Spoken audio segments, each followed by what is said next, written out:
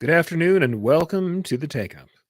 Today we have episode 143, Making Sense of Customers and Markets for Machine Embroidery.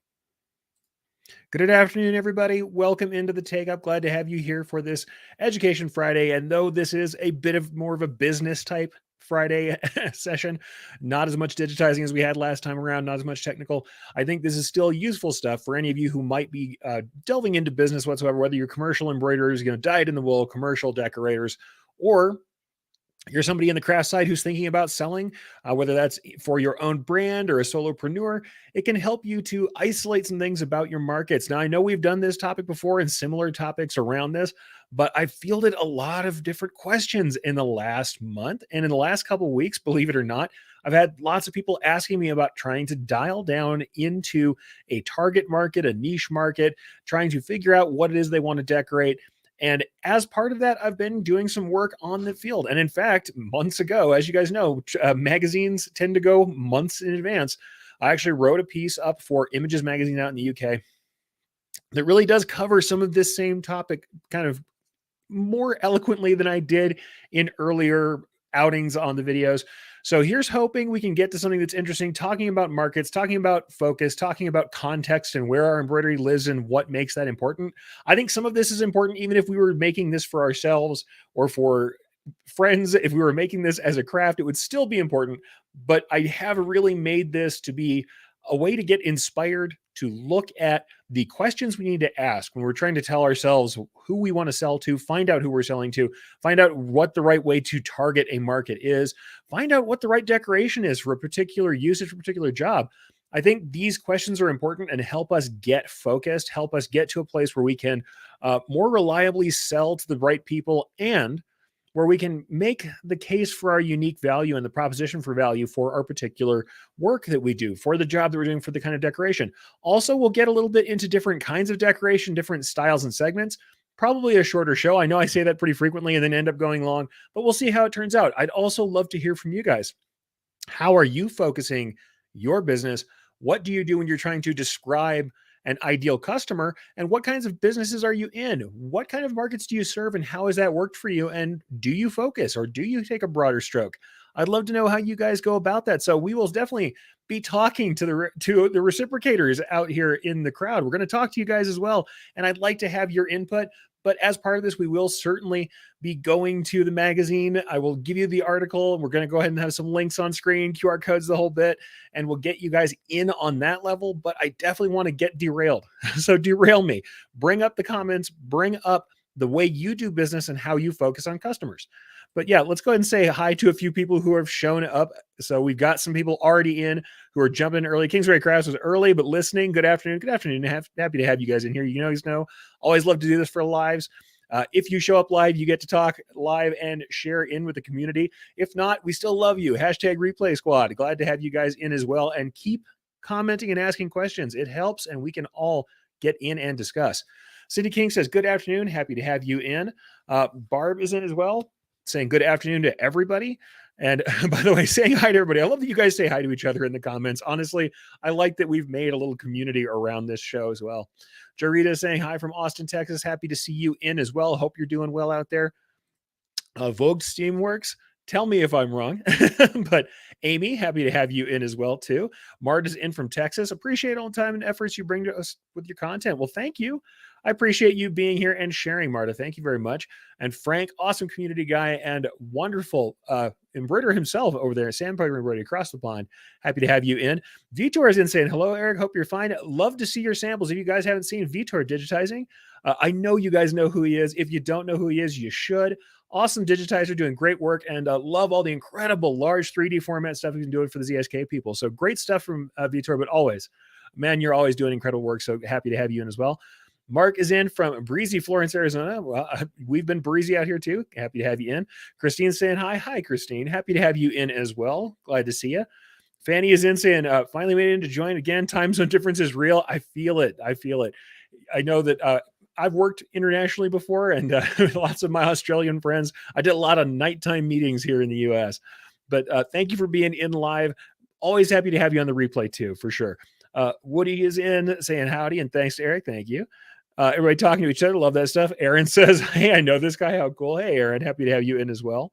And Christine says, this is right. Oh, an invitation to derail you. That's like catnip for me. Probably dangerous. Hey, you've done it before, Christine. Christine and I have had incredible conversations at the DAX shows, which, by the way, coming up shortly, end of the month. If you guys haven't seen my posts, I am teaching on the 23rd and 24th at DAX Kansas City. So get with it.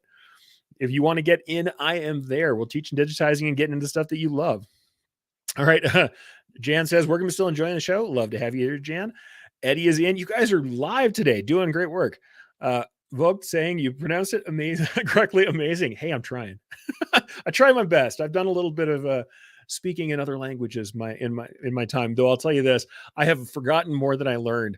I have a minor in German and can't speak anymore. I know it's terrible. It's terrible. So anybody wants to correct me on that, or if you want to speak German at me and make me try and reply correctly, I'll certainly try. I can still read and listen to the news, but I'm not great. Always hard. And Christine says, I miss being a part of DAX. Miss having you there too, Christine. It's hard not having you there. Louis said, don't forget the surprise in the middle of all. A friend bought a Ricoma one head a few months ago, and today got a quote for 5,000 shirts. That's awesome. And congrats to your friend, Vitor, man. Awesome. Always good. And Fanny says, 96% of my customers in the USA, so my focus is on them. Yeah, boy, do I ever know how that is when you have customers in another location. You got to focus on them. But hey, that's what we have to do to be here and be relevant for them. That's always tough, but it can be great to be present for folks. All right, so a little bit of housekeeping, because last time, you guys remember, we ended off, even though I had talked about a lot of other digitizing stuff, at the end, we talked about patch production really quickly, and I shared a freebie that I had. I had some people comment and say, hey, we didn't get the link for the freebie. So before I go any further, I'm going to go ahead and share that stuff. I know it's not on the docket for today, but I'm just going to go ahead and let you know you can get the freebie. I had this Conversation Heart freebie, and I'll go ahead and show it real quick so you guys know what I'm talking about. Had a freebie patch design. This is what it looks like. I shared it all over today after I got this comment. Somebody had found my comments and privately emailed me to make sure that I got them the link. This is over directly on brilliance.com. It's still on the archives where you can find it right on the front page. But this is something where you can customize the text. And if you want to, you can also customize whether you use material or thread or different methods of patch making. It's all in the post for you to check that out. But if you like this design, you can get it for free and try out different methods of patch making and try out the software. If you like it, you can try out the different functions that are there in the interactive version. So I'm just going to go ahead and share this, guys, with you real quick. But if you want that piece, it is over here. Here's the bit.ly link, and I will give you guys real quick. This is the QR code for it. Actually, let me leave that up as the brand QR code for a second while I'm talking about it. So over here in the upper in the corner there, I forget it's on this side because it reverses my camera. That is the QR code for that patch. It has the foam arrowed edge that's in Merrily or Stitch Artist 3. If you want to see what that looks like, this one, it is by stock. It is made for an all thread patch.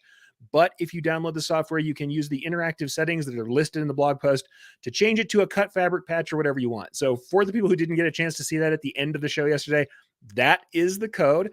And I'm actually going to go ahead and bring it up full screen so you can pause this later one more time. So that was the code. I'll leave that up for just a second more. And then let's pull that down and full screen. You can't blame me for not putting it up there. So there you guys go. I had the comment that I didn't put it up there. Go ahead and get that now if you want it. Go back, pause the video. You'll be able to grab it with your phone, grab the link. That is the patch. So that's the Conversation Heart patch. You can change the text. You can change the style. So housekeeping over. I heard you loud and clear. Don't share a freebie unless you share the link, Eric. All right, I got you. I thought I had, but I didn't do it correctly. So go ahead and grab that link whenever you need it, and you can try that patch out. So if you want to try plastic film style patch production, that one was using the Madeira polyolefin 2 layers. If you want to know, that is listed in the blog post, but you can use the patch style, the thread style production, applique style production, whatever you want to do. It actually will allow you to change that on the fly using the free version of the software if you want to check that out. So get to the blog post, grab it, and you'll be able to do that stuff. All right. So like I said, glad for you guys to have it, and no problem there. But let's go from there to talk about the thing we're actually going for today, which is about markets. And this is kind of coming out of an article that I wrote, like I said, for Images Magazine out in the UK. And if you want to check that out, let's go ahead and bring that up as well. This is the article. We have this one over here, Sewing Up New Markets. That's the actual article itself. And yes, I'm going to go ahead and put the QR code up, and I'll leave that up on screen for some time for you guys to see. But this is the article directly from Images Magazine in February.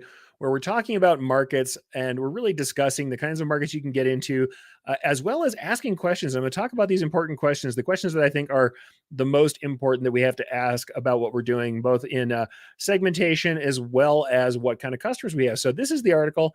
If you want to check this out in print format, I do love the digital print format. They're kind of fun that way. We can have that as well for everybody. Let's go ahead and grab the banners, grab everything, and get you guys on board with it. This is the bit.ly link for it. And what I will do is, as we're talking about this, I will go ahead and leave this one up for you. You guys will have this code up as we're talking throughout the show.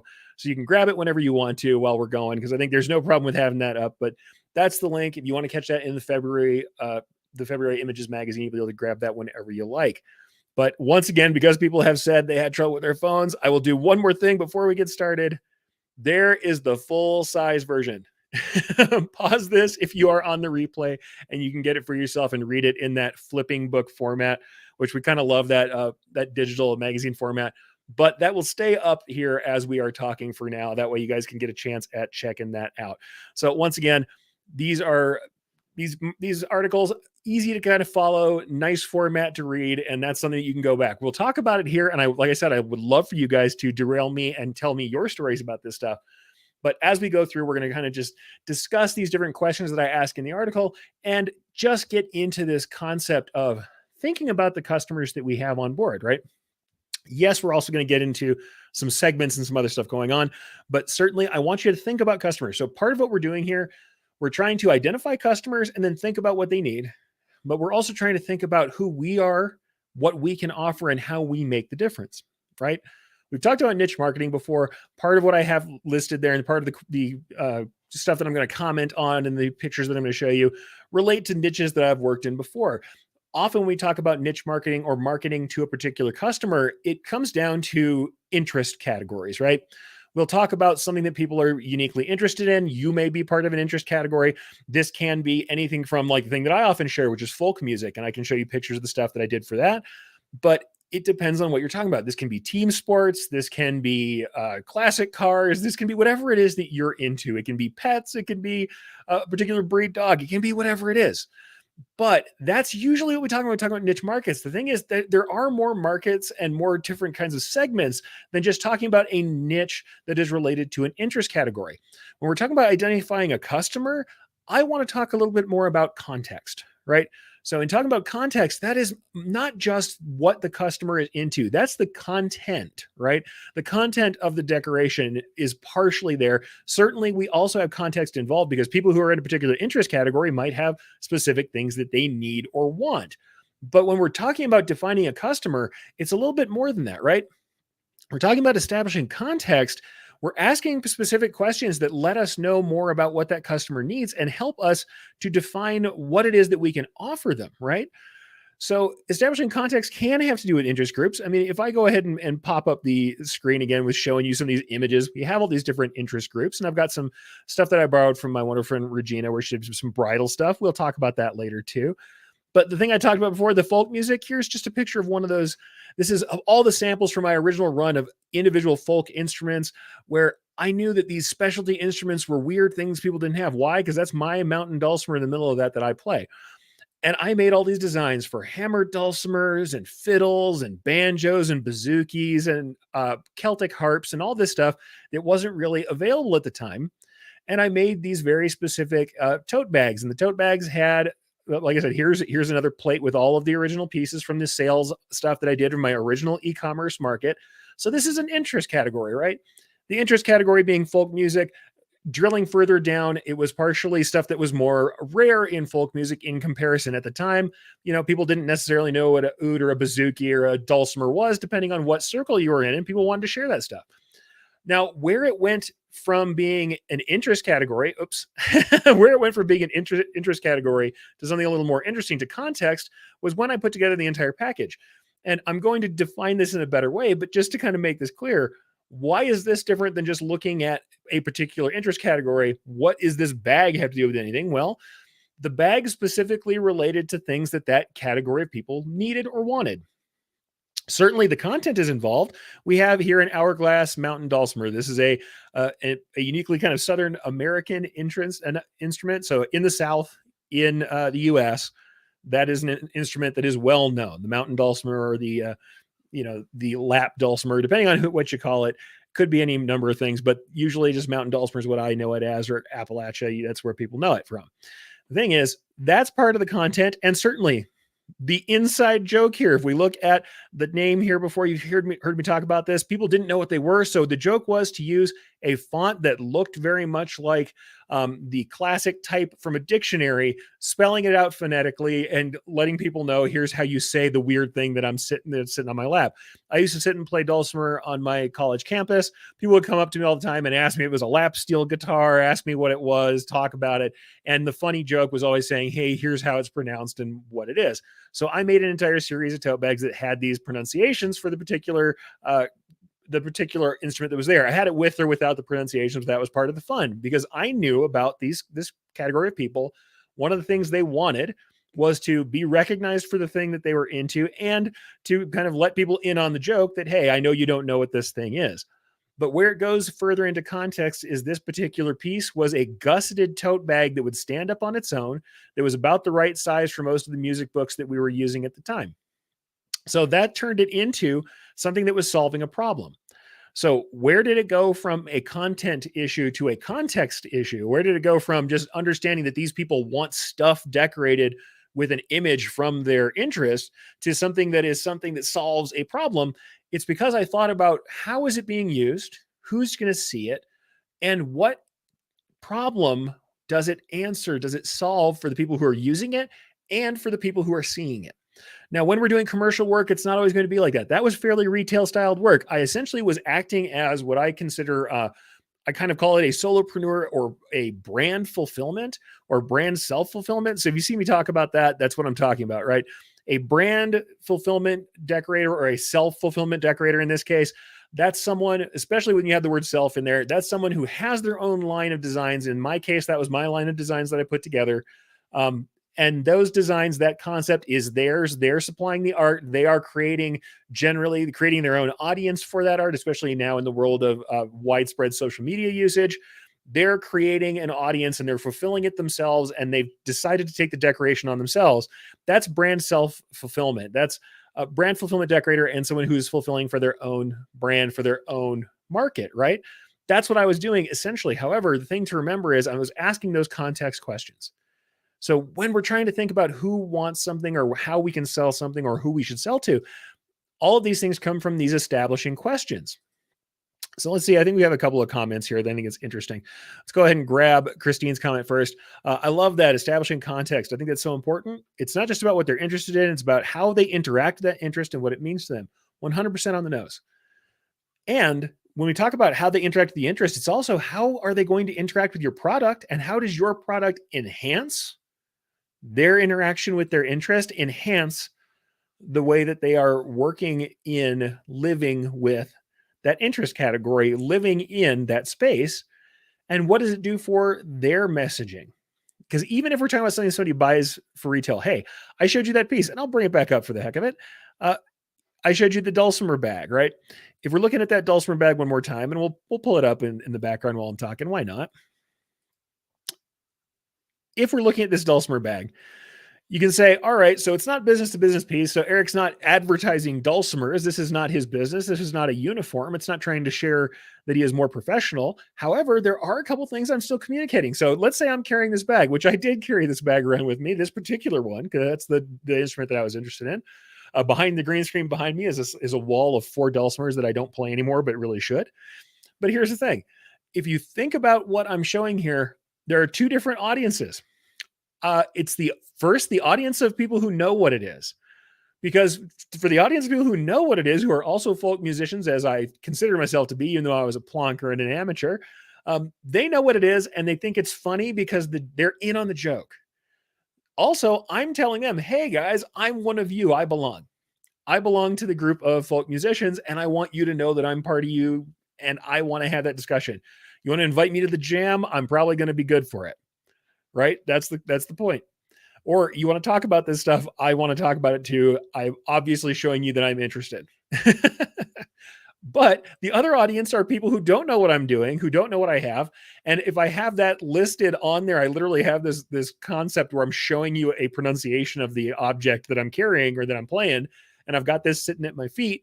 Well, then the other audience I'm communicating to with less of an inside joke, really, it is the definition to them, is the people who are going to see me while I'm playing in public. And a lot of my folk music friends all played in public. You know, we would play in public spaces. We would gather, play in the park, play at the campus, busking, whatever it is. That's something where you might be playing in public. So it's like in the in group, I'm communicating one thing, to the kind of out group, I'm communicating another thing. And all throughout it, I'm showing my affiliation and what I'm into. Right. So what is the thing that it's doing for me? A couple things. Functionally, we've talked about value before on this show. If we talk about utilitarian value, it is a gusseted bag, which means it stands up better by itself. If I stick this thing next to my chair where I'm sitting and playing, it's going to stand up all right. Also, it's not going to wreck the corners of all my music books because it actually has a decent sized gusset that's going to hold up. And the size of the bag is big enough for most of my spiral bound, flat laying music books that I might want to bring with me. So it has a functional thing. I'm carrying my stuff around, and it happens to be the right shape to carry the stuff around that I need to carry. And I know that because I'm an insider. That's the great part about niche marketing, right?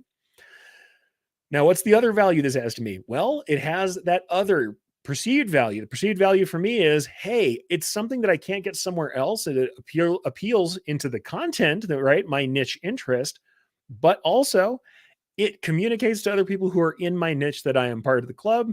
It opens up conversations, and it lets them know that I'm with them. I'm part of that. I have something to talk about. I'm down to discuss, right? It lets them know my affiliation, what I'm into, what instrument I play, and gives them a good chance of understanding that I'm going to be excited about messing with this, right? That I want to talk about it. That's the point. So I'm still communicating. Whenever you put something on, if you decorate something and it's supposed to be viewed by someone else, it is always communicating a message. So that's one of those things. We have to think about that. Think about who is involved, what they're trying to say, and what do they mean when they put these things on. And that's part of what we do. Well, let's go ahead and grab, we have one more good comment here that I want to get to from Fanny, and then we'll jump into those questions. But Fanny says, my niche is Afrocentric designs, ranging from popular contemporary theme designs to ancient culture themes and African tribal art. Very cool. I have to keep hoop sizes and small home embroidery machines in mind with creating the designs. Awesome. See, so there's context. Once again, if you know that the likely users of your designs are going to use home machines, even though it would be really awesome and maybe that would be your jam to create a really big back design. I love creating big designs. I've got some, massive designs that I've done that I really enjoy, both simple and complicated. But whenever I put them up for stock design sale, I make sure that the bulk of my designs can be run, like you said, 4x4 or 5x7. 5x7 is kind of the new 4x4, but they have to run on home machines pretty well. Plus, I'll tell you the truth, if you're someone like me who is a dyed-in-the-wool commercial embroiderer who had never up until later on in their career run on home machines don't handle super dense areas quite as well. Even though I always wanted to have a light hand because I'm the kind of person who tends to like to have a more flowing hand on my garment anyway. Small details. If you're on a single needle machine for the first time and you hear that needle kind of stick when you have too much density built up and you've got some friction, you'll get that flapping of the hoop and you'll get quality problems. If you know that and you aim for that, you're solving a problem. What's the problem they have? So first, the content is there. What are they interested in? For you, it's Afrocentric designs. Awesome. It's African tribal designs. Awesome. They love that stuff. They know it. Because you can represent it correctly, you're already in. You're on board, and they know that you're part. You're part of the community. But then you're also helping to answer their problem by making sure that the designs run well for them in their context. Even if you've got a commercial machine, they're running home machines. I have to make sure they run on the home machines correctly. That's understanding the context in which your design will be used. That's awesome. So that's really just something to think about, right? We have that kind of concept involved, understanding context. But let's go ahead and grab some of these questions, right? So establishing context. We're going to go into more commercial bent with this, but bear with me. I think that all these questions are helpful. So trying to determine our customer as well as our context, here are the kind of things I'm going to ask. So these are the literal questions. If you want to look at these later, these are all in the article. So, once again, I'll try and remember that this is on my left side, not on my right. Here we are. This is the actual code. You want to check out the questions and see them written down. You don't have to write them down now or freak out. They're all right there. But grab the article, check it out, and give the people at Images UK some love for keeping me on and publishing throughout the pandemic too, by the way. So let's start with that. Who is the decision maker? When we're pitching this thing, who is the person who's going to make the ultimate decision? We have to convince this person, and we have to give them a concept of our ultimate value. So we should know a little bit about them. What do they look like? And we're going to talk about that again. But, who is this person? Who are they? What's the person that's going to ultimately decide to pull the trigger, to write the check, to swipe the card? We should be thinking about that person. So it's not just the content. Sometimes you'll find that in a context group, hey, let's say that your group is kids. Well, it's great that the kids are there and that you have to appeal to the kids for them to want to wear the garment at all. But the decision maker is the parent. So we have to make sure it's them. And the other thing about this is, and I know this is kind of the shadow question or the shadow statement that I put underneath all of this stuff, especially when we're dealing with niche markets. I showed you something about the niche that I was in, and I was marketing partially to myself, but that's because I did belong to the category of usage. Not all of us do. So we have to understand that we may not ourselves be the audience for our goods. If we are not part of the niche, or if we are not the audience for our goods, then our decision about whether or not it's worthwhile is not as important as theirs. So we have to understand who the decision maker is and ask that question. So who's the decision maker? Who's going to swipe the card? Who's going to slap the money down on the barrel head? That has to be something we have to think about. And that's a definition. We should literally be trying to picture this person. Picture the person who's going to make the decision. It can be demographically. We can talk about that, certainly. But part of it is, what are they into? What are their needs? What are their uses? Also, who is the end user? Because if you're in business to business, which I often was, business to business is very different than business to customer because it might not be the end user. I could be dealing with a purchaser at a company, especially when we're doing something like uniforming, where the purchaser certainly has to be swayed. The decision maker has to have their needs fulfilled. So we have to make sure that they believe they're getting value for dollar. They believe that what we do, or maybe here's the other thing, it can also be the experience that we give, because this is where things like online stores or making sure that you have easy ability to purchase, or order forms or things like that that make their lives easier come into play. What makes the decision maker's life easier? That's one thing. But in the end, we also have to make sure that the end user is happy. If we have someone who is purchasing for uniforming, you can imagine that even if the shirt looks awesome to the decision maker and they feel like they're happy with something we've created, if the person on the ground, especially like I said, uniforming, imagine plumbing, that's one that I talk about a lot, or medical. If you don't have a worthwhile garment that they can move in, that will hold up to washing and bleaching and all the things that are going to happen to it in plumbing or medical, where we're going to have some problems with what gets on those garments, if you can't handle that or don't produce a product that works well with that, it doesn't matter if the person who originally is in charge of the purse strings is happy, because they are going to catch so much flack from the people on the ground who actually have to use this piece, that they're not going to go with you down the road. And one order is great, but 2 orders and years worth of orders and a lifetime relationship is a heck of a lot better. So we have to ask ourselves, who is the end user? And ultimately, it's, what does this person look like? And I put look in quotes here because we're not talking necessarily just about some, arbitrary demographics. This is, what does their life look like with our garment? What does their life look like with our garment, with our embroidery, with whatever it is, with whatever product it is? Honestly, this can be anything we're talking about. This as much as I'm talking about embroidery here, and embroidery is really where I focus, you guys know that this can go for any product you are ever selling to anyone. Who is the decision maker? What problems are we answering for them, right? Who is the end user? And then what does this person look like when they are using our garment? We're going to talk about that even further, but what does this person look like? Who are they? Who is the person who's actually going to touch this thing, and what's the most important to them?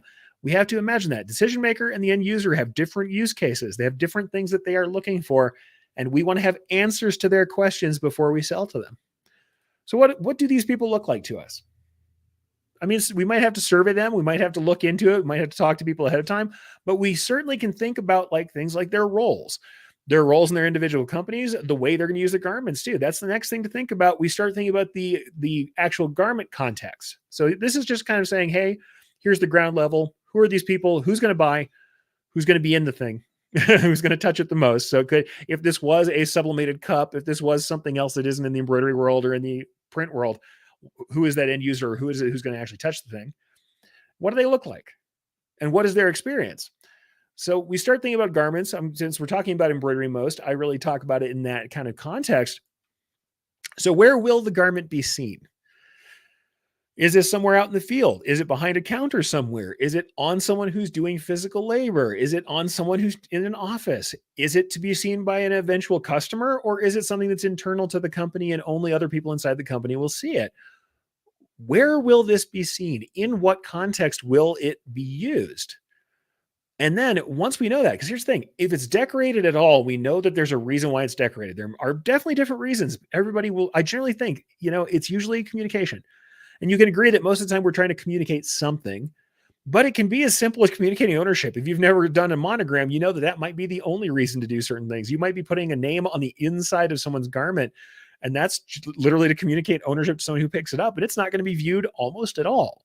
And that's a very different use case than someone who's putting a company logo on the left chest or on the back of a jacket. But where will the garment be seen? It's going to help us determine how we decorate it and what is most important about the decoration itself and how we put it together and how we're going to sell that. So where will the garment be seen? And then what does it need to communicate? So where is it going to be seen? What does it need to communicate? What's the most important thing about the decoration? What's the most important thing about the art that we're putting together? And what are we trying to tell somebody when they see this piece? And as part of that, who is the intended viewer? The person wearing it. Yes, there can be things like I talked about before, where you're saying, I belong, where to you, the feeling you're trying to get is belonging. I belong to this certain group. I'm proud of this group that I belong to. I'm proud of the company that I belong to. This is my role. Those things are for the wearer, but there's always an intended viewer. If something is decorated and it's on a person, you know that you're not looking down at your shirt all the time. Who is the intended viewer and what are they supposed to see?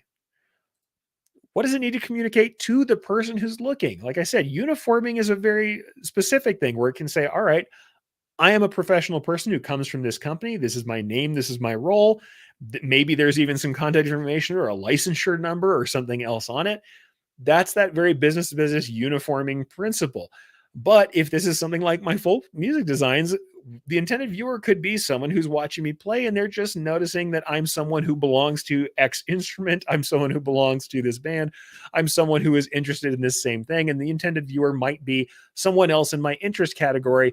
And they're going to see something that they already know about, and it's going to identify me to them. And that's the intended viewer in that case. I'm showing somebody else in my grouping where I belong in that group, where I belong in that interest category, and the fact that I'm part of that group at all. There's almost always an intended viewer. Like I said, unless it's in the back collar of your garments and you're just trying to keep somebody from stealing your jacket, there's an intended viewer who's supposed to be seeing this message. And ultimately, especially when we're talking about stuff that's business to business, what is the intended result?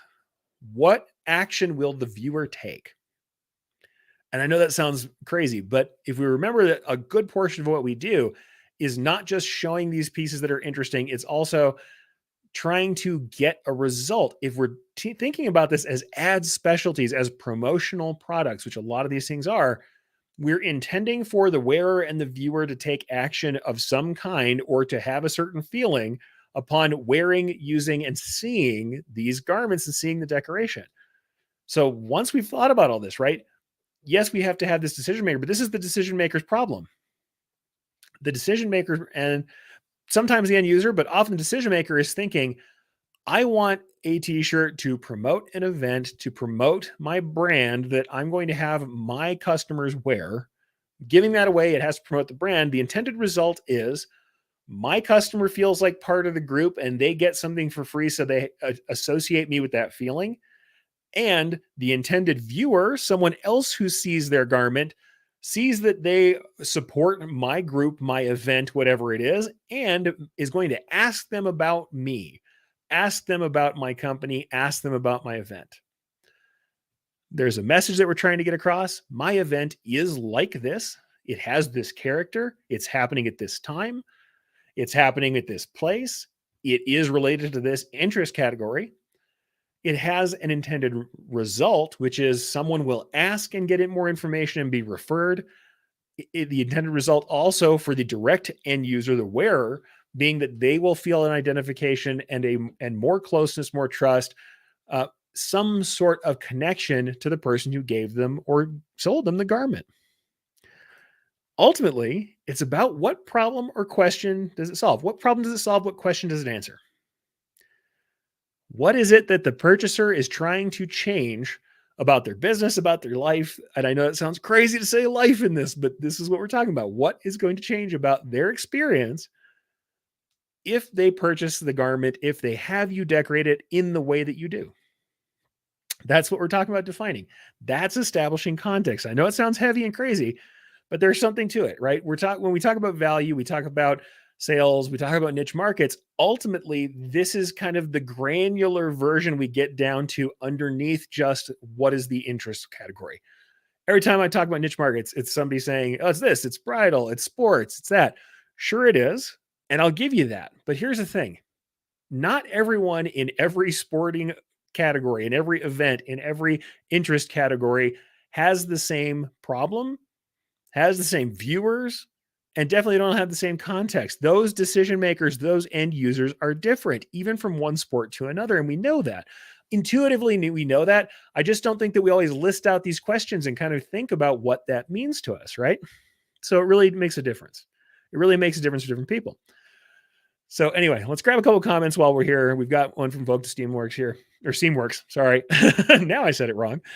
She says, "I am a freelance costume designer and creator for small professional dance companies." Awesome. So that's an interesting niche. That's a different kind of niche than we usually talk about.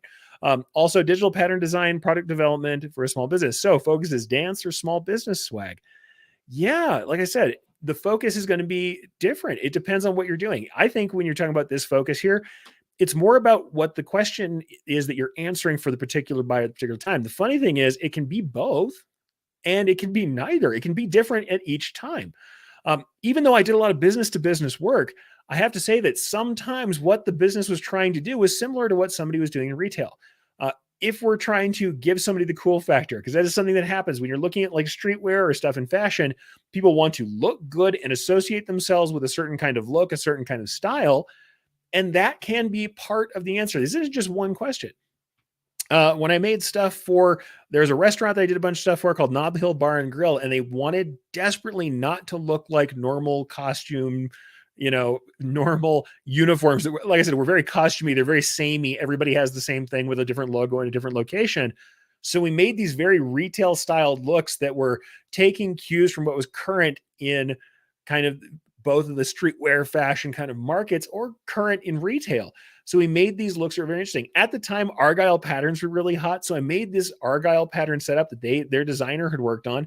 And I did all these interesting textures, and I did rough cut applique, stuff that you wouldn't do on a uniform. But the thing was, I was answering a different question for them. Their problem was, how do we communicate the brand that we're in, but with the caveat that what we're trying to do is make our individual people who are wearing the garments, the people who work for us, feel cool, look current, look interesting, and communicate to our customers the message that we are not your average bar. We are not the average place that you go to.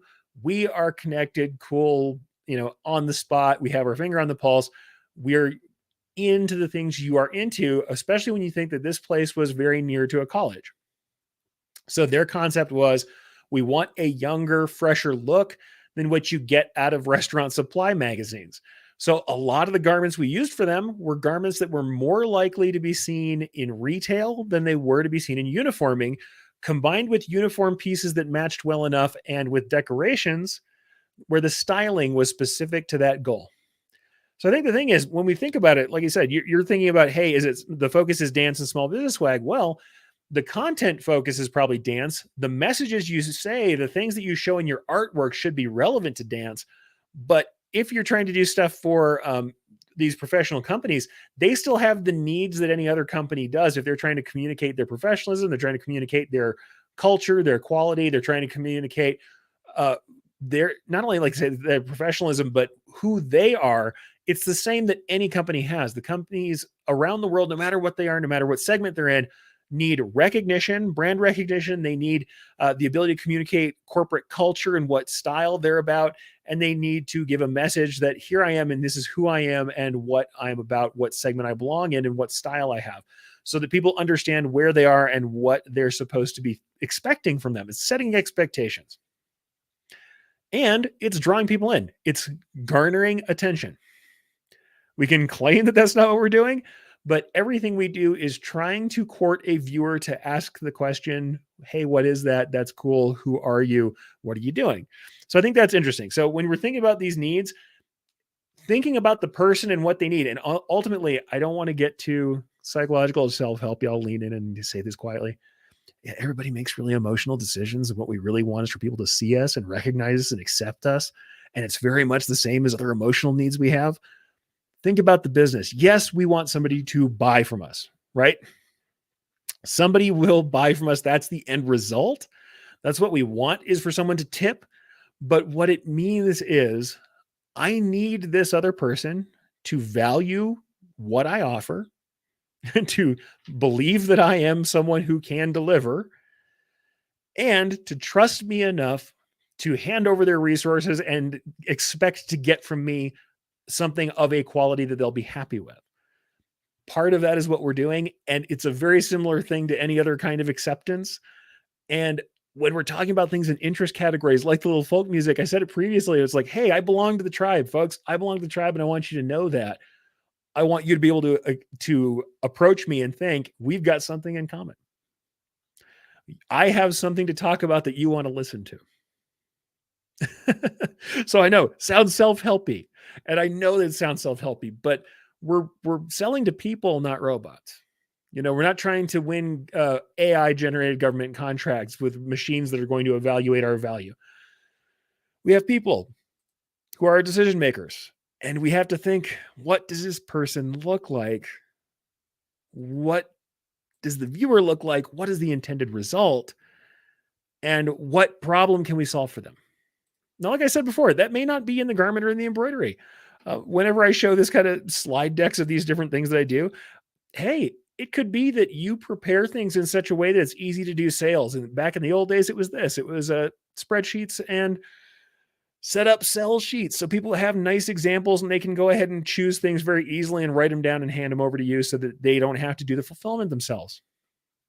As we got on along the, kind of along the way with technology, it became company stores where I was servicing a group of people where they had multiple different companies in different locations across the country. And they wanted each of their people to be able to choose something that had an individualized logo. You guys can see here that we had logos that had a little New Mexico State outline. We had a Texas outline. We had also the two other companies that operated under the same brand, even though they were all under one large brand overall. We had all these different brands that are operating together. Well, we wanted to be able to let them identify themselves. But then think about this for a moment. On the individual end user basis, these guys are identifying themselves saying, I belong to this company and I belong to the New Mexico crew. And that's what's important to me. I belong on this crew. This is who I belong to. This is where I'm from. This is what's important to me. This is who I am. So yes, maybe it's not where they believe everything about them is their job, and you shouldn't. I don't know if I'm the right person to tell you that, but they are still identifying themselves, and also the company is identifying itself and saying, this is who we are.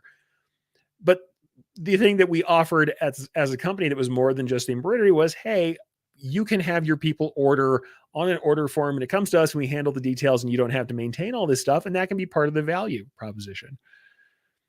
And it really depends on who you are. The equipment has come to this point where kind of, if we're in the home or the commercial market, things are similar.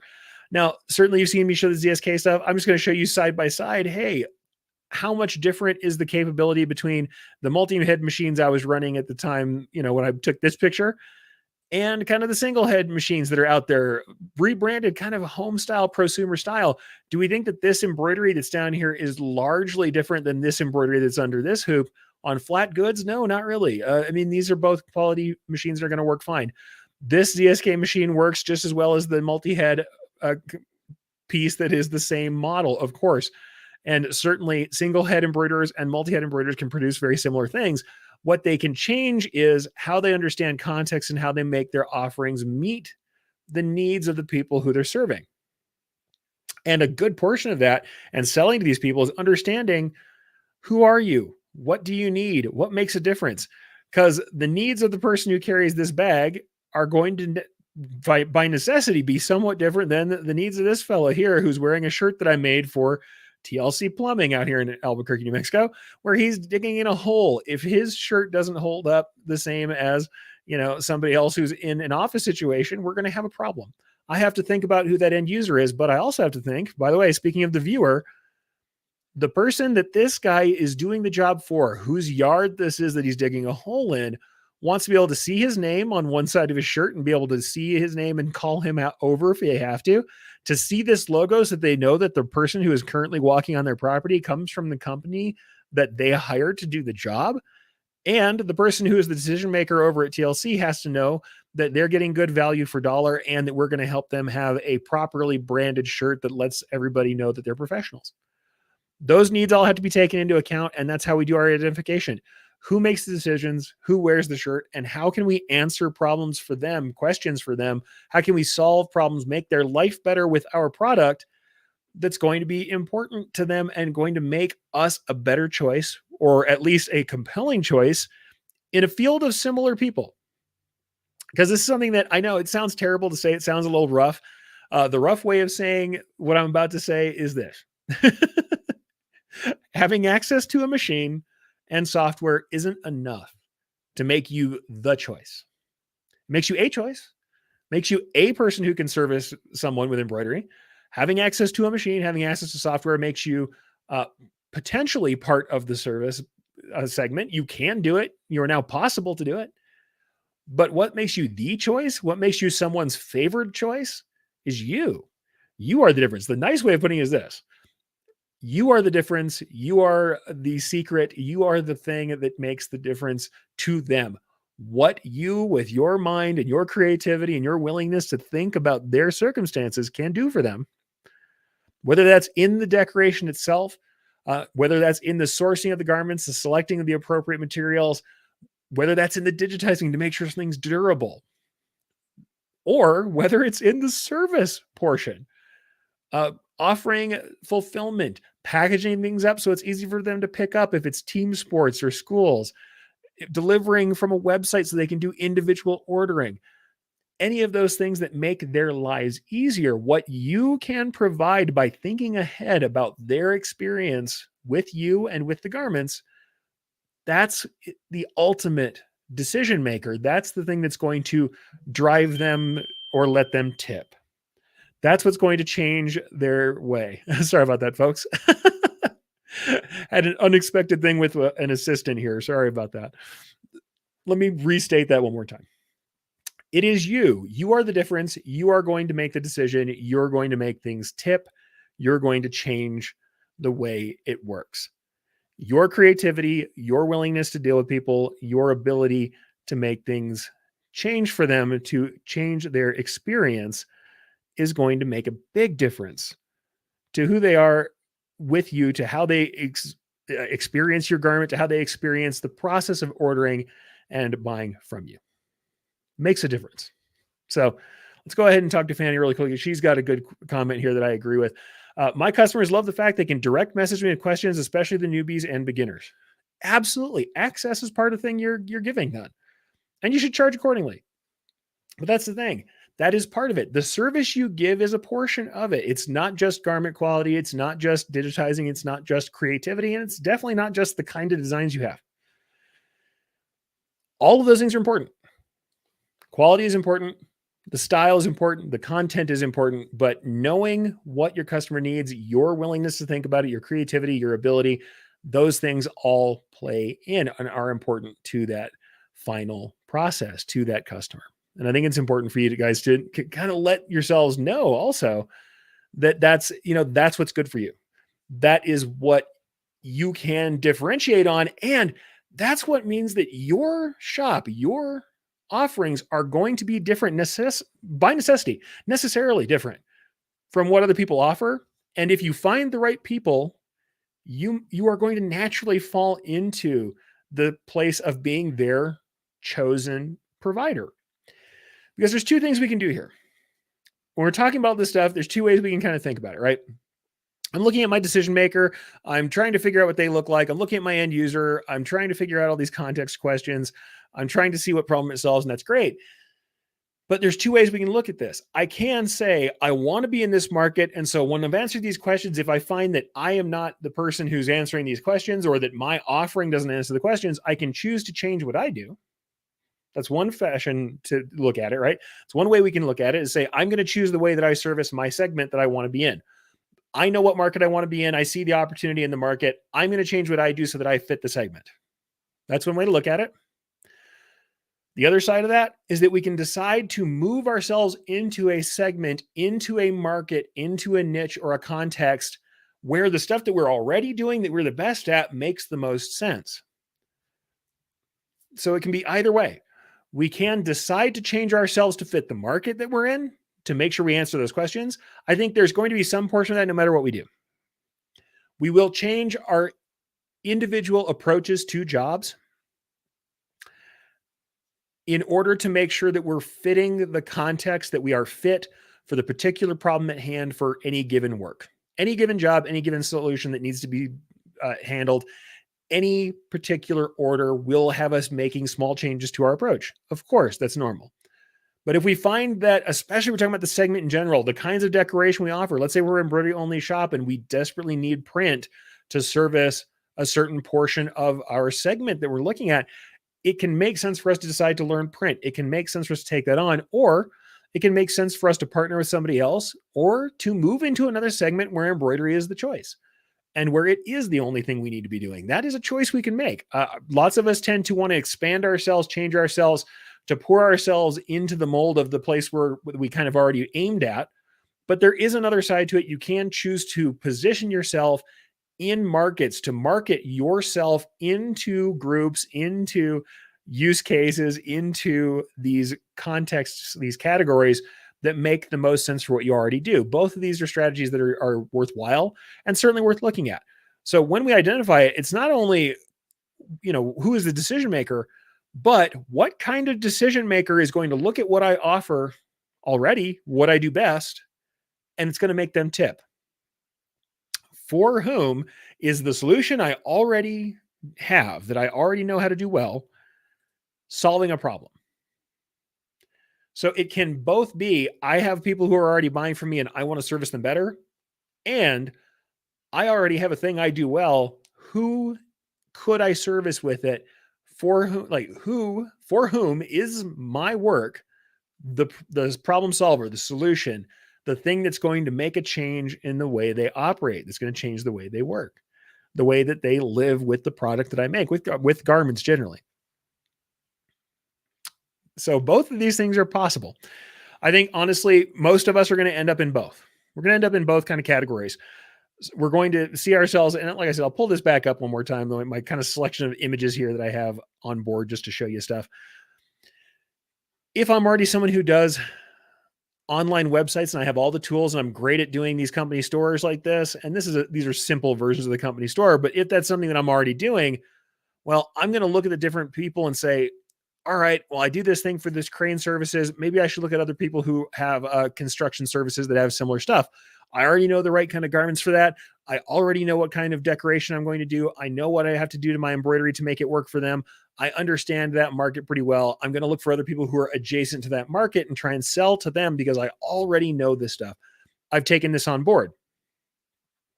The other option saying also, hey, maybe it's something I don't do. Maybe I haven't been doing it, but I need to learn how to do sports because people keep coming to me with sports. I was doing other stuff, but now my local school came to me with sports stuff, and now other clubs are around who are coming to me with sports. I need to learn, not only, like, I'm already doing these layouts, I'm doing text layouts, and I'm doing previews, and I know how to handle that kind of well, but I need to be able to do more for them. I'm going to have to learn to do mock-ups because even though I already know how to do the fulfillment, they're asking me for forms that they can send home with people. They're asking me for a website where I can have them order, and I need to figure out how to do this fulfillment portion because that's the thing that's going to make the biggest difference to how we operate. That's the thing that's going to make them tip as to, what do I need to do? This can be the thing that makes the difference for their experience. That can be a learning process for me. I can say, all right, I either have to find somebody who can or learn how to do this myself so that I can create good mock-ups that look nice, that fulfill the needs that they have, that help them to make decisions, help their people to order, and keeps this process easier for them because I'm already doing a portion of it. Or let's say I was doing uniforms, but then suddenly I've got sports. I can choose to learn what garments make the most sense, how to do the ordering, the seasons that people play, so I know when to market to and what I have to have ready. And that's something that I can do to change myself. Both of these are valid strategies. And I think most of us are going to do both, right? Plus, we're going to find that other things we already do fit into different categories, where really there's not much difference between personalization in one category or another. And you're going to find that these things really translate. And it's more about knowing things like garment selection and also just having your timing right so everybody can do the work they have to do. Or let's say that we're already in a single head business. Maybe we have to look into networking multiple single heads as we add on so that we can be flexible to do multiple kinds of decoration at the same time, because we find that we have markets that have smaller orders with more frequency of reorders. Or we find that we're ending up in a market, we're starting to change ourselves because we've got lots of orders that are all the same garment that really require multi-head production. And so when we decide to expand, because our market looks like that and we want to keep fulfilling that market, we change ourselves and say we're going to bring on traditional multi-head production because we have a lot of these orders that have a larger volume, and we know that we're going to be running the same thing on everything. That's part of it. But the thing is, this can either be because we have an existing market we're marketing into, or we can say to ourselves, all right, I'm a single head kind of shop that does this kind of work. I'm going to decide to chain in a bunch of single heads instead of doing multis. I'm going to look for higher margin places where I can do more expensive work per piece, but that individual work is the norm, so that everybody expects that I can move kind of gingerly, very easily, and adeptly between individual pieces and doing slightly larger orders that have high levels of personalization, with the knowledge that the price is going to be higher than doing the kind of, generalized work that we do on, multiple multi-heads. That is really the thing. We can have both of those options. And I think honestly, most of us are going to move back and forth, and we're going to have more than one context category, more than one niche. And even within a niche, I talk about this all the time, where I've done medical. And that's one of these content kind of categories. It's not just content, it has context in it. But even within medical, right? There are both inside of that same business. I have an entire category of people who work primarily in offices. I have financing people, I have office workers, I have people in administration who are never going to need a lab coat, and their garments have to meet a different standard, even if they have the same corporate decoration standards and the same styling and the same content as the people who are on the floor taking care of patients. And they have a very different need for the kind of laundry things have to hold up to, for the kind of abuse that the garments themselves take, for abrasion as well as the laundering, for what I have to do with colors. Also, people on the floor might have very specific colors they have to use because the hospital has decided to color code people into their different roles or into their departments. Whereas somebody in the office might be able to have multiple different colors of office casual, and it isn't codified like that. They might not need the same decoration, but the purchaser, the person who's my decision maker on that might be one decision maker for that entire group of people. So I'm going to have to split up my solutions by the end user, and I'm still going to have different contexts. So most of us are going to be doing this in multiple directions over the course of a career of decorating, and even over the course of servicing one client. These things change. So though we're trying to establish ourselves both for marketing, we'll try and say who is a decision maker we want when we're marketing. But when we're talking to an existing client, we can say, hey, who is this decision maker? I can literally kind of address what they need. So we can either decide we have something we want to offer and try and offer it to a category of people. That's marketing. Say, this is what we can offer that solves this problem. Let me use my marketing message to define the problem and define the person who needs it. Or we know these people, we're addressing them directly. We can say, hey, you're coming to me with the problem. Let me think about the problem in a more educated way and say, all right, let's ask these questions. What is it you need? What is it the person that is using the garments needs? What does their life look like? And how can I help you to communicate what you need to while dealing with your use case? So these are questions for marketing and questions for intake when a customer comes to us with orders. So these questions are viable throughout that process. I really think that's what it is. That this is viable throughout the process, throughout wherever we are in either marketing or dealing with orders as they come in. These are viable questions to answer. So yeah, like I said, it can be a difference. And like Fanny said, it can be stuff that's not in the decoration at all or in the selection of the garment at all. It can be being present for people, right? It can be being present. It can be the way you offer things. It can be different categories of things that you do well. And funny enough, we have other comments we have in here. Christine earlier said when I was talking about large pieces that I did, she said, my favorite large designs you ever created are the Falcons. Yeah, the Paisley Falcons I did for Enmart with their metallic threads back in the day. I love those pieces. And honestly, that was a really cool piece. It was something that took a little bit of skill because especially metallic threads, even good metallic threads can be hard to run sometimes, especially if your equipment isn't set up for it. But it's something you have to learn to do. Metallic threads have gotten better and better, and Mar's really good threads too. But it's stuff that you have to learn to do. Big work on coarse garments. Metallic threads takes a little bit of knowledge to do it right. And using the thread well takes some knowledge to do it right. The thing is, that's something that can be an answer. If you've got a particular quality that the client is looking for, if a client wants sparkle, that's their thing, then understanding how to use metallic threads correctly and understanding how to use so let's say rhinestones. Maybe you're doing multimedia combining rhinestones. I did rhinestone design, both single pieced, and I used tools to do kind of paving and things like that. But also I often individually moved stones around to get that style going. Hey, understanding rhinestones can be part of the work, can be part of the thing you do.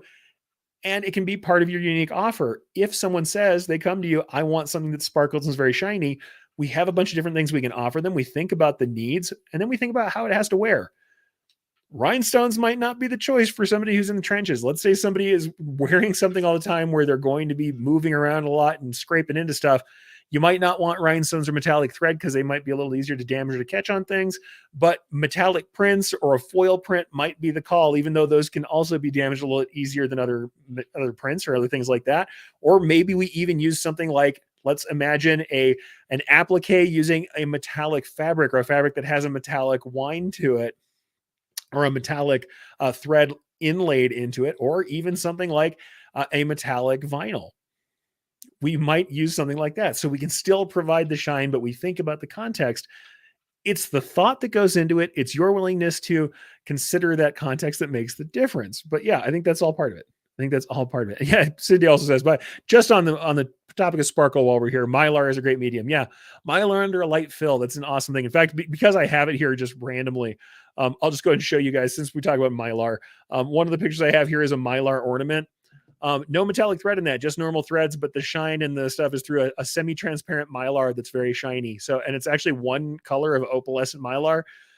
It tricks you into thinking you have metallic threads because you have sparkles in between the colored threads. So standard poly with Mylar. So I still talked about something technical anyway. There we go. There's some creative stuff for you guys. But yeah, we think about the context for these people and it changes. The right design for the right person for the right time. And that's also marketing. The right message for the right customer you want at the right time. I think all of that comes from answering those questions. So just briefly, I'll talk about some of the other things that I kind of bring up in the article. I talk about segmentation not being that simple. Most of the time we talk about different segments. Like I said, it comes in these interest categories, but I like to talk about the different kinds of businesses that are out there and the ways we can address our embroidery. The truth of the matter is it's not that clean. Whenever I talk about companies, I say, hey, somebody who does uniforming, someone who does contract work, someone who does custom work, someone who's a boutique decorator. Often these are the same people, or at least you have someone who's going to work in multiple places. I worked in what I consider a custom decoration shop, and I'll tell you what I mean by that.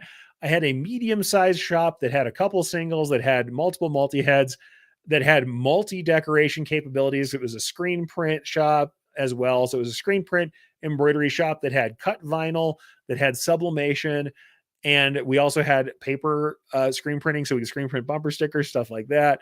So all of that was capable stuff that we were capable of doing. We had all of these abilities put together, which meant that we were all-arounders. And all-arounders are great. It means you can do a lot of things, but also means you can sometimes get a little spread thinly. You can get a little thinly spread, but at the same time, you have the ability to do a lot of different things. Thing is, that shows you, though, that if you're in that middle ground where you can service a lot of things, you've got single head equipment so that you can do individual pieces pretty easily. You've got multi-head equipment so you can do larger runs pretty easily.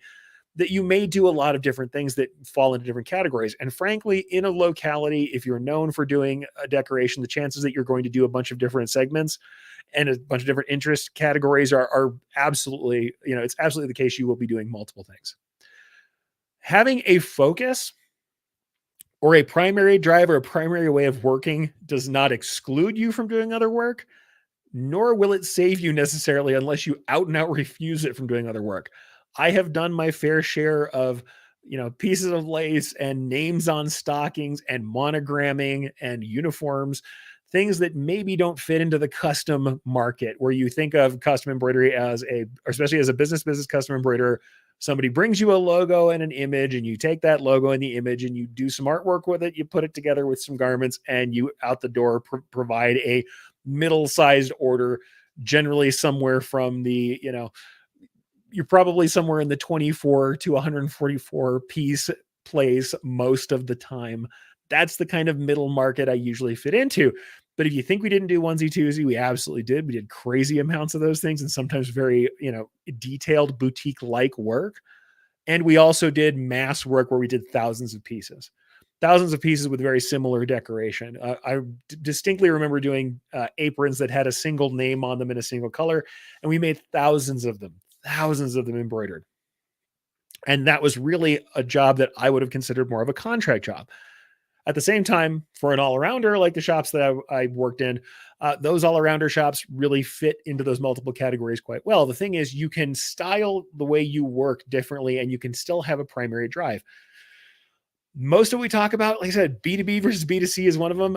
Business to business versus business to customer. I think that this kind of separation gets disrupted a lot unless you are a true dyed-in-the-wool contract decorator. Somebody who doing contract decoration is really just you are fulfilling directly. You aren't talking to clients. Someone else is brokering this for you. You're not doing sales. True contract is going to essentially be B2B because you're servicing someone else who's handling all of that detail. But for most decorators, you're probably going to do a little bit of both of these, because I consider it B2B to do like uniforming or just custom decoration that's supposed to go directly into the business market. So we're talking about any sort of apparel, promotional products, anything that's going to have a logo on it specifically for the use of the business itself. That's really a B2B kind of product to me, but you are kind of really dealing directly with the customer. And it's still very likely that someone's going to come to you to have you decorate something that's intended for the use of a direct customer. Someone will come to you and say, my kid wants this thing. Can you make it? And you may well do so. That is a direct customer thing. Or you may elect to create a line like I did with those folk instruments, where you have a line that is meant for direct to customer work, and you are the person who is providing that original source image, right? So that's the kind of the thing I'm talking about. You can do B2B and B2C within one building. I just think that most people focus. Most of my shops, I would consider the workplaces I worked were mostly B2B.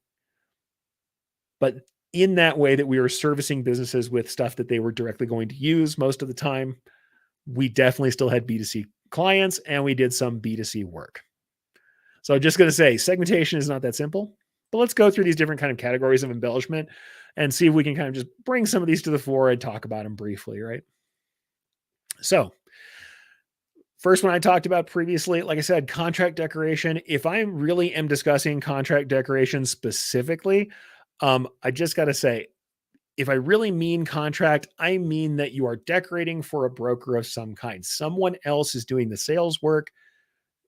You're more likely to be doing larger orders. Might not always be the case. Some contract decorators do lots of small orders, but you are not primarily engaged with dealing with a customer, selling the work, providing necessarily websites or anything else. A dyed-in-the-wool contract decorator, the way that I mean it at least, and I'll put that caveat out there. This is my definition personally. I consider a contract decorator to be someone who is taking orders from a broker. They are handling all of the customer interaction. What I do is someone's bringing me the art and the specs, and I'm going to output that in whatever format they ask. There's probably still creative involved. I'm probably still helping them with some of the creative work, especially when we're talking about interpreting into embroidery. There's always creative work to be done, but they're bringing me the order. They know what they want. I'm fulfilling the order. That's contract decoration to me.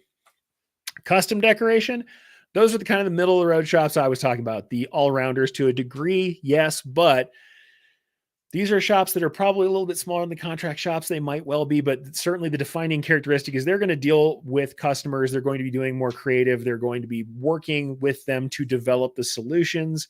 And we're in direct contact with customers. We are aiding the customers to achieve their solution. That's the custom decorator model. Someone comes to us, yes, they have art, but they are asking us to help them solve it. It's entirely possible we might be redrawing art, we might be working on art, we might be providing other parts of that solution that need to be done. So this is where we are a little past contract. We're not just brokers. We have salespeople. We have sales or sales tasks. We are helping to develop the answer. This is where those questions of context come in. Then there are like boutique decorators. Boutique decorators, in my mind, are people who tend to have a category they work in more often.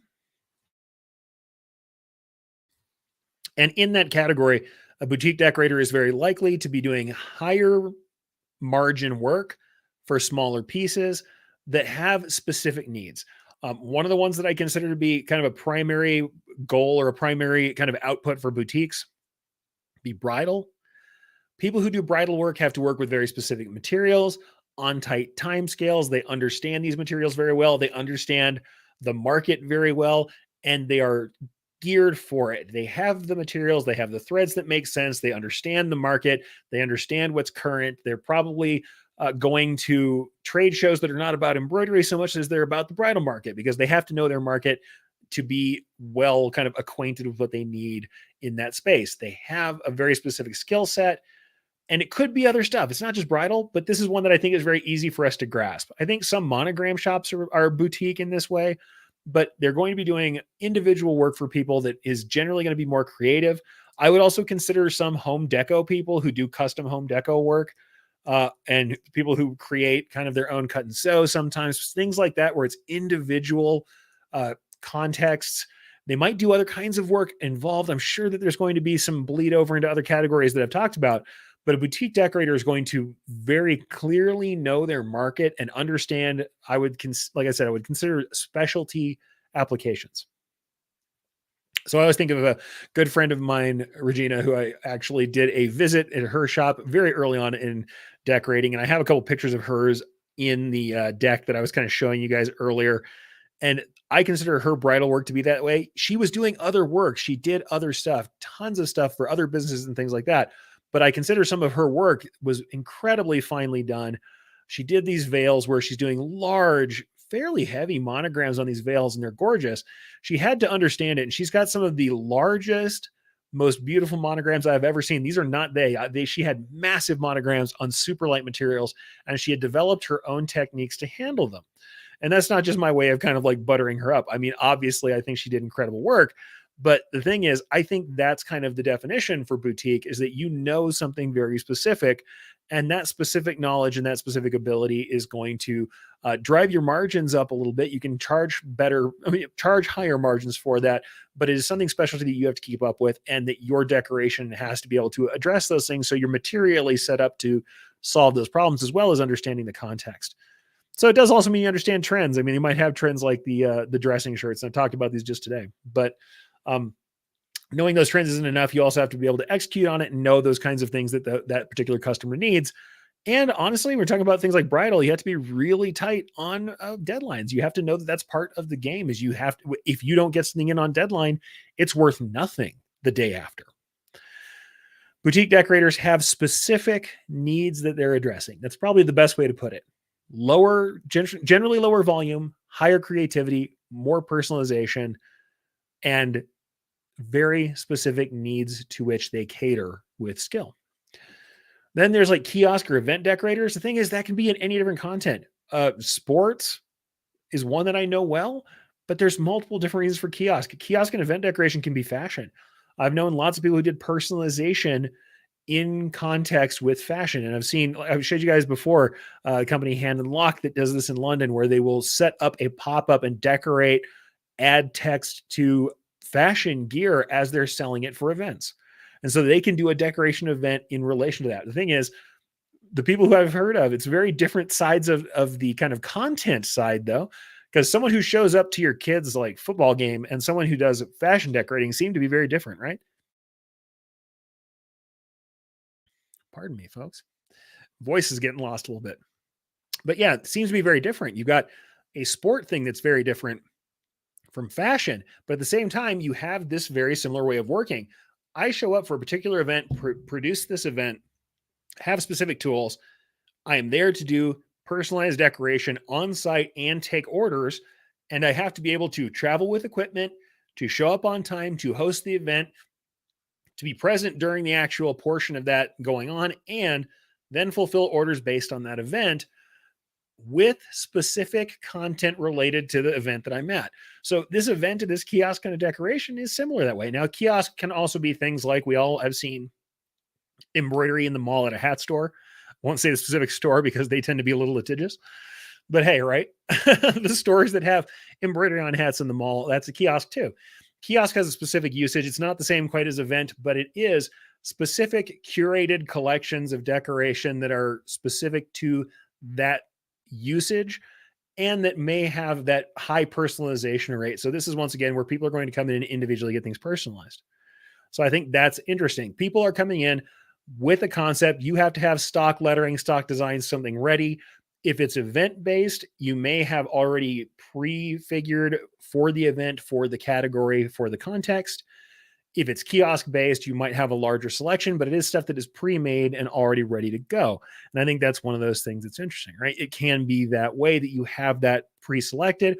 It can be broader, but kiosk, they come to you, event, you come to them.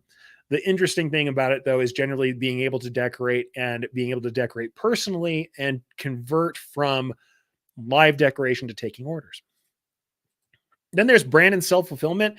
And I like to refer to this one a lot lately because it seems like as more people with social media clout have their own merch, some people are deciding to fulfill their own merch. So they have a very specific use case, they have a specific concept or idea, and they're fulfilling it. And I know I've showed this to you before, but I really just love this same category. So I think I'll bring up the image again from this particular person who I like. I've seen on TikTok and Instagram. This is actually from her Instagram feed. This is Tired Girl Apparel, Scotland based, and I consider her set up to be kind of a brand self-fulfillment. She has this kind of like sore tummy club, cute but wheezy with little asthma inhalers. My tummy hurts when I'm being really brave about it. So people who have some chronic health problems but still want to have cute, fun designs, she makes comfortable sweatshirts that talk about that stuff. I know one of the things I saw was a little migraine related shirt, and I'm somebody who suffers from migraines and cluster headaches, and I thought that was kind of a cute idea, even though I'm not likely to wear, the sore tummy club type of shirt. And hey, at the same time, I look at what she's doing and she's got a style that's her own. She's got a font that she's using. She's got a brand that she's servicing, and she's showing this stuff on TikTok and Instagram and building up a brand. And she herself is doing fulfillment. She's got a brand and she's fulfilling it herself. Now, honestly, like I said previously, even though I was within a larger company, very similar thing I was doing with the folk musician stuff, because what I was showing the open world was a website that was dedicated specifically just to this fulfillment, just to this category. So it's a very similar kind of thing. I had a brand that I was designing these specific things for, and this brand trusted me as a member of their cadre, of their tribe, to create things that made sense for the brand. And I was fulfilling them directly as part of the company. Now, that was a sub business inside of a larger company, but I think it fulfills that same kind of need. And like I said, when you are in decoration, any of these models may work for you. But I do love bringing up, Tired Girl Apparel and stuff like that. There are lots of people who have great ideas and are actually fulfilling them. And the way that they're being different than all the people who used to come to us. And I remember back in the day, somebody would come to you and say, "Hey, I got a great idea for a t-shirt." And my first thought was always, "Awesome. Let's get that deposit from you really quick before we start working." Because you're about to have a bunch of boxes of t-shirts in your garage. The difference when we're talking about these fulfillment people, these people who are doing self-fulfillment decoration, they are building their brand themselves and they are actively promoting it in social media. And whether or not they are building a brand that is related to personality, let's say like streamers are this way. Streamers, people are want to engage with, they feel they have these parasocial relationships with them and they like them because of their content. And so people buy merch from them because the merch says, "I'm part of this crew. I have the inside jokes. I belong to this streamer's culture. We all know each other. We know what it is. And here's my inside joke." There's also the people like Tired Girl Apparel where it's more like, "Hey, I've got a particular insight as someone who suffers from a chronic illness. that I still want cute apparel, but I want to refer to the fact that this is the kind of life I lead, and I want other people who are around me to understand me. It's not that they're really necessarily in personality with her. It might not be that it's her personality. I don't know if she has a lovely personality or not. I've only seen her garments, but it's not that they're watching her stream necessarily, but that she's tied into something that was relatable to the group, and she's providing it herself, and she's doing the fulfillment because she's designing her own work. She has the concept, she's got the designs, and so she's going to provide that work for folks. That's a different mode, but both of them are very similar. Most of the streamers are going to have someone else do the fulfillment. They're not decorators, but there are it's much more likely that a decorator just has a great idea for a particular line or a shirt or patches, and they are the creators. But I will say I've seen in the patch space, especially people who are interested in patch design who then become patch creators, patch fulfillment people, because they want to do the entire process and really get a hold of the materials and control as far as from the creative through the digitizing right through the entire process instead of just brokering it out. And so the creative control can be part of that, certainly, but I still see that there's rooms for some of that fulfillment coming from people who it's more about, I have a group of people who I'm already dealing with who like my content, and I've decided that I want to become a fulfillment person, a decorator. Honestly, I'd love for them to work with contract shops and work with other shops who do the job, but if they want to become decorators, hey, I'm here to bring everybody into the fold if they want to be there. Other kinds of categories that I think are viable to discuss. Craft decorators. Why is that in the big scare quotes here? Because I consider this the craft table people, where they are still commercial. They are selling a product. And in fact, they're very similar to brand fulfillment decorators. The only thing is that I think craft decorators are more likely to be on a theme that is more universal. Rather than creating a very specific niche brand, more of the craft decorators I've seen are on a more universal theme or tying into a theme. Or let's say if we're doing craft shows or holiday shows or any of those things, they're more likely to align with a theme that's at a show than to be whole cloth just promoting a very specific niche brand like a lot of the online social media self-fulfillment people are doing. And then there's some more traditional kind of dyed-in-the-wool folks. This is a more commercial side. Uniform decorators. The reason I kind of put them on a different place, as someone who is a custom decorator, made loads of uniforms. But uniforming people, I know I've said this before, they might also provide uniform services. There might be laundry. There might be uniform leasing. There's all kinds of different ways this happens, where there's, a service contract with replacement or laundry or repair, whatever, going on as well. Or that they very specifically niche down to uniforms. So they are uniforms and workwear only, but they happen to also have in-house logo decoration, name patch making, badge making as part of what they do. So uniform decorators often have, at least small single head or multiple single head embroidery on board, but they are primarily in the business of reselling, sourcing, and providing uniform operations. So that's kind of the difference between that. Then there's, like I said, a couple different other things. E-commerce or on-demand decorators. That is essentially, to me, that is custom decoration brought online. And for them, most of the time, they're going to have much more of an on-demand market sensibility. If they're embroiderers, they're going to be doing either networked single heads or individual single heads in fleets, because they're doing a lot more of individual decoration. And generally, they've selected it or crafted it in some way so it's not full custom. Often they're not doing full custom. Sometimes they are, because the digitizing step in this can cause difficulty. If someone is uploading a design and expecting somebody to come back, there's usually still this process of having to deal with digitizing and approval that makes it a little harder than print, because print on demand, you can pretty much upload an image, you're getting it mocked up, you're seeing what it is. And yes, there might be some color issues, other stuff going on. Digital print on demand is a lot more seamless because there isn't the translation stage into embroidery. So e-commerce on-demand decorators for embroidery can be more complicated. The other thing is, I have known lots of folks who do on-demand personalization, where all they're showing is text setups. People see what the text looks like. They don't have to necessarily have live preview. They might have live 3D preview if they've got the right tools for it. But the decoration is just enter a name in. I've given you some, guidelines as to what the colors can be, how many characters you can fit on a line, and how many lines there's space for.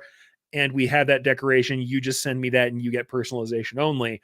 That is a much easier way to handle on demand, because keyboard lettering exists and can be previewed. than doing on-demand full decoration with custom logos. So like I said, look at all these different ways we could attach to this stuff. And like I said, I'm not going to go super far. We're coming up to the end of our time here today, and I'm going to let it go from there. But we can always dig deeper because each of these categories can cross-pollinate with each other. Depending on what you're doing, you might even say, hey, I happen to be someone who does custom decoration, but I've got a trailer and a small enough machine and a generator, and I want to get out there and do kiosk and event. I have some knowledge of how to run stuff for bridal, and I've been doing it for a while. I'm going to spin off a new website, have somebody attached to just that project. I'm going to have them learn the right material, and they're going to do boutique decoration for bridal, and I'm going to make that a profit center. That is always possible. Or I'm doing boutique decoration, but maybe I want to have an online site that allows me to do on-demand lettering. All right, I'm going to turn into an on-demand decorator so that when I have downtime, I'm running text all the time, even though the rest of that time I'm doing very high hands-on, high creative boutique work. Any of these segments can fit for you and can be part of the mix for you, but it's something to think about. I mean, heck, I almost started talking about this earlier, and I'm just going to mention it. All of these are decorative embroidery.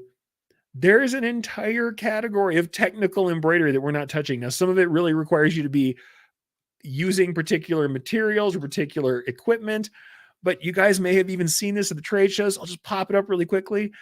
Folks over at ZSK often show these are using a fairly standard sequin depositing machine, but we are using conductive threads to put LED sequins on garments doing smart textiles. And if you got into the super technical stuff, this is still technically embroidery. We are using an embroidery machine to do carbon fiber layups, or we're doing like thermoplastic commingled yarns so you can heat form things out of sewn thread. There's an entire world of embroidery that's outside of this. Now, I am not going to get into that. The only reason I even mention that at all is just to kind of dig deeper into the fact that embroidery isn't a monolith. And funny enough, you can be in any part of this. I know people with totally traditional equipment that are doing some technical embroidery that essentially is soft circuits. They're using conductive threads to make soft circuits on fabric. That is happening on traditional embroidery machines without extra technology, without anything extra aside from changing the way it's set up somewhat. There are people who are doing smaller levels or lighter versions of technical embroidery all over the world. So, like I said, we are not a monolith. We can do lots of different things, but even inside of this subset, the larger subset, certainly, that is decorative embroidery, we have all of these options.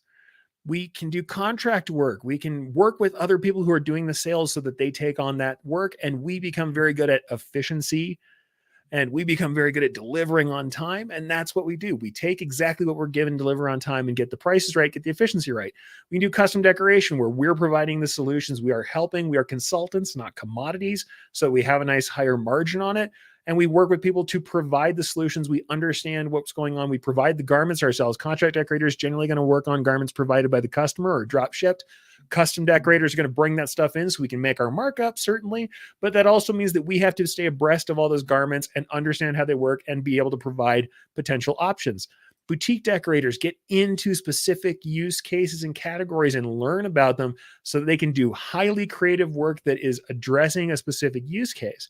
Kiosk people learn how to be mobile and how to transfer between events and do event decoration, and then move between the live decoration and the event of it, the spectacle of it, to the order taking and fulfillment. Self-fulfilling decorators, they are creative people who want to get into the decoration process, to have creative control, and to provide their unique designs to the community that they build. Craft decorators definitely bring things that have a broader appeal, but appeal to certain categories that they know how to address and often sell at craft tables at individual shows. Uniform decorators know about uniforming and provide uniforms as their backbone, but also have the ability to take on custom decoration and personalization. And e-commerce on demand folks understand how to create a tool chain that takes an order from a website and does the most amount of automation to get it to the process of production, so that people can handle things and allow those websites to make those sales at any time. But throughout that, I still think that we work with context. So what I'm going to leave you on are the context questions one more time. So list them out. Who is the decision maker? Who is the person who's going to pull the trigger, swipe the card, and say, yes, Here's the money for the job. Who is the end user? Who will be wearing the garment? What experience are they going to have? Who is the person who's in the shirt, who's in the hat? What does their life look like? What do these people look like? What is it that they are dealing with that you can help with, right? Where will the garment be seen? How is it going to be looked at? From what distance? In what context? And what does it need to communicate? What does your decoration have to say to the person who's viewing it? And who is that person? Who's the intended viewer? Is it the end user themselves? Is it someone else that they're trying to communicate to? Is it someone who's seeing someone in uniform who has to take some comfort from knowing they're in the proper uniform? Who is the end viewer? What's the intended result? Are we promoting an event? Are we promoting a company? Are we promoting a group? Are we trying to just show people we belong? What's the intended result? And ultimately, what problem does it solve? What question does it answer for each of the people who are involved in it? The purchaser, the person wearing it, and the viewer of the eventual piece. All right, folks. So with that, I'm going to leave you with that. That's really what we want to do. We want to establish context. We want to understand what we're doing with folks. I think that's really the most important thing we can do is know more and care more about the people who use our garments and position ourselves, because we make the difference, position ourselves and our unique abilities in front of the people who can make the best use of it. Make the best use of our work, who can benefit the most from us. So in marketing, we position ourselves in front of the people who can use what we do best. And in answering those questions and in finding our markets, in addressing the problems people bring to us, we ask and discover about them what they need, what we can do to help, and what their lives will look like. Why will they be better once we deliver? All right, folks. So with that, I think that's heavy enough, but hopefully you kind of got some of that stuff and it sinks in. I want to inspire you to think about the different ways that you're solving problems for people and where you can be of the best use to the people around you. And what I will say for the end of this is everybody take care of yourselves, take care of each other. Tell somebody who you love that you love them today. Give somebody that extra pat on the back. Give a little kindness into the world, and also give that to yourself. Take care, pat yourself on the back, and I can't wait to see you guys again next week.